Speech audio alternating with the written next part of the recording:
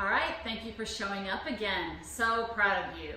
Today we're going to run through a few joints that often get overlooked. We sometimes think about doing our hamstrings or quads, but we don't always think about doing our neck, our arms, our hands, and our feet, which they're very, very important. Also, our lats kind of get forgotten about. So let's run through quickly a few of the back exercises, right? All right, so fingers spread wide, pressing into your fingers. Let's drop down for a cow, and then cat, and cow. The back is so important. I think it's great to do these every day if you can, but if not, at least a couple times a week. All right, excellent. Now knees wide, toes together. Rotate the hips back like cow hips, and we're going to drop back into child's pose. Again, really stretching your tailbone to the back of the room, crown of your head to the front of the room. Now I want you to anchor that right hip down on your right heel, and let's lengthen the spine and start walking our hands to the left. Go ahead, inhale,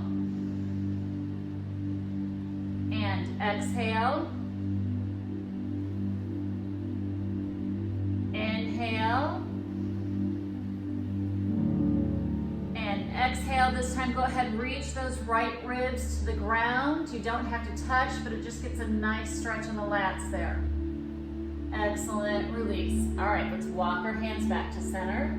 Again, belly button in, really lengthen that spine first. Now let's walk our hands to the right.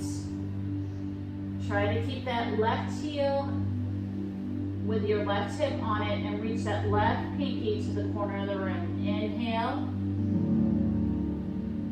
and exhale. Inhale. And now this time exhale and reach those left ribs to the ground. Excellent, very good. All right. Here we go. Let's get a little bit of a spine rotation in, right? Right hand behind your head, and we'll rotate open and drop that elbow under your left arm. Pull that belly button in. Excellent. Rotate open and drop that elbow. Pull that belly button in. Excellent. All right. Left hand behind your head. Rotate open, reaching that elbow to the ceiling, and drop it under your right arm. Pull that belly button in. And rotate open.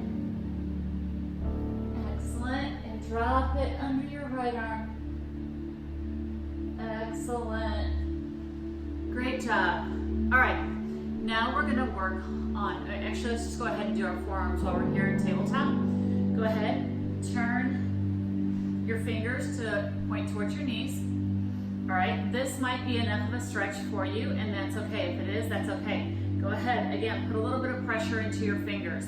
Activate those muscles even more. Now, if you can, and if it's not too much of a strain, go ahead, drop your hips back a little bit and begin to feel a nice stretch here in the forearm. Again, sometimes this gets forgotten about, right? So we want to make sure to give it a little bit extra attention and love, at least hitting on it once a week, all right? It gets that blood flowing in there, pumping the oxygen in there. Excellent. All right, let's go ahead, carefully, no sharp pain, flip your wrist down the opposite way. I like to do these one at a time. You may be able to do them both at the same time. Again, you don't want to put all your weight into your arm here and cause an injury, right? We're trying to prevent injuries, right? All right, excellent. Let's go ahead and switch to the other side. I feel it, so I know you guys are.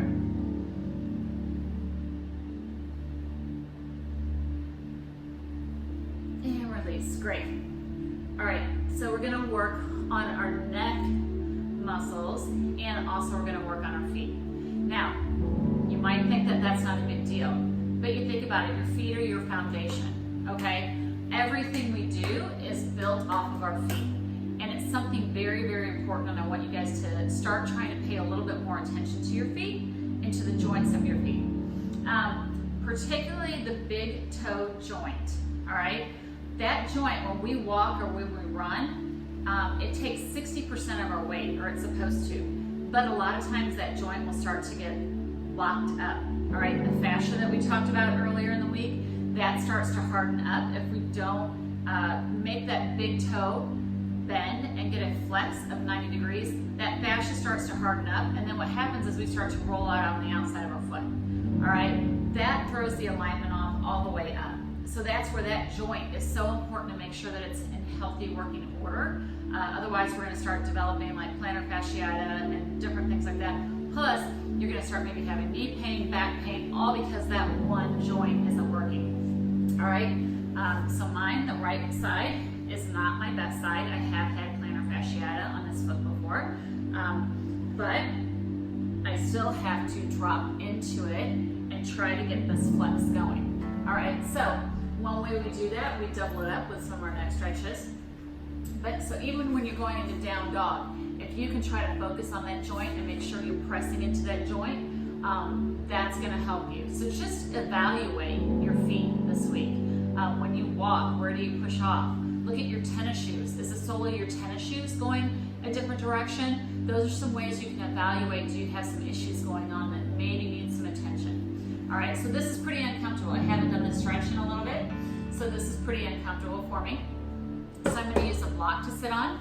Again, you don't need to go into sharp pain, you just wanna get strength. So you need to listen to your body and you can go wherever it will allow you to go, okay?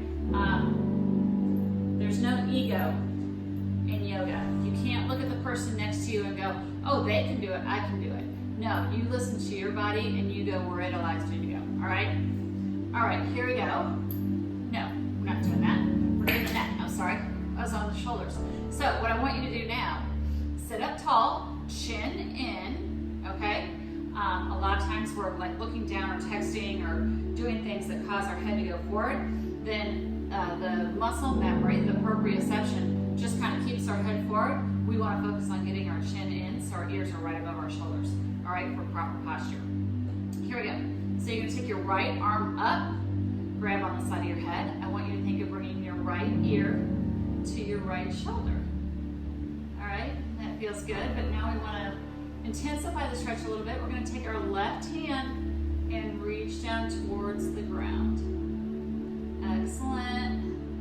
A lot going on here because all the time you're remembering to press into that big toe joint.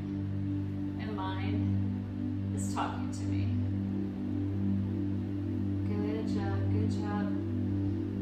Here we go. Now let's take that head, rotate down, look at the ground. You're going to grab the back of your head and try to think of pulling your chest or your chin to your chest. Again, reaching this left hand down. You should feel this all the way down your rhomboids, which are in between your shoulder blades if you didn't know. And just breathe deep. This is a great stretch to do in the shower with the hot water running over you or in the sauna. Excellent, and release. All right, let's get off of those toes. Woo. Now we're going to open up the front of our ankles. All right, a lot of times we're in a flexed position. Flexed meaning our feet are coming back towards us because when we walk, even we're pressing off of the feet. When we're squatting, we're pressing off. We have our ankles in a flexed or dorsiflexion is what they call it. So we're going to open it up and we just want to sit on our ankles. And again, you don't have to die. We can modify it. So you can sit on a block or a pillow, something like that. Totally fine. All right, so sit up tall. And go ahead, take our left hand up and over, chin in. All right, reach our right hand down to the ground and start bringing our ear to our shoulder. Excellent. For those of you that are in a contact sport, this is actually very useful for helping to prevent concussions or at least lessen the severity of a concussion. The theory behind that is, if you have good mobility in your neck and you get hit, the skull is going to move with the brain, right? A concussion happens, go ahead, we're going to rotate that head, look down at the ground, hold onto the back of the head, and go ahead and start pulling your chin to your chest. Keep reaching that right hand down. So a concussion happens when your brain smashes up against your skull. It's a nice way of putting it, right? So if we can get your head to have extra flexibility, get that flexibility back in your neck, then it will move with the brain and the severity won't be as bad. Just breathe deep here. Excellent. And release. Great job, guys. So those are a few things to think about for today. And a few of the forgotten muscles. So our lats, our neck muscles, and again, those are all tied in with our shoulders and our pec muscles, right? If you think about it. So it's very good to get those to release. We hold a lot of tension back here, right, from overuse. So it's very good to get those to release. And then also our ankles and our feet, right? All right, guys, thank you for joining me and have a great day. And until next time.